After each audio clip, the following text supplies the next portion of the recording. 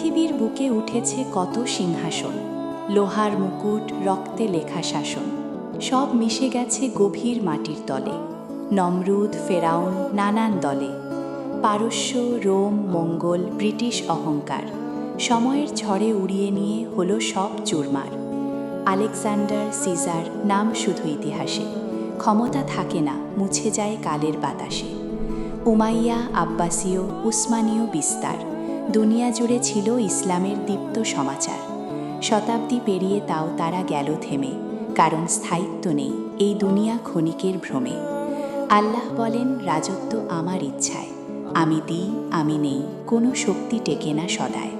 যাকে চাই সম্মান, যাকে চাই অপমান, ক্ষমতার মালিক আমি, এই কোরআনের ঘোষণা মহান।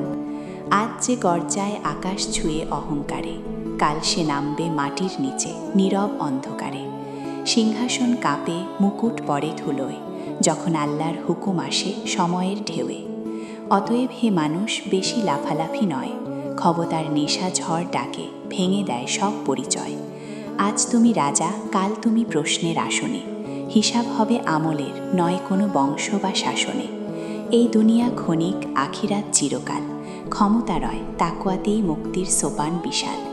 এক অধিপতি, এক রাজা, আল্লাহ রব্বুল আলামিন, সব সাম্রাজ্য ফুরায় কিন্তু তার রাজত্ব চিরন্তন অমলিন। কবিতা রাজত্ব কার, রাসেল আহমেদ।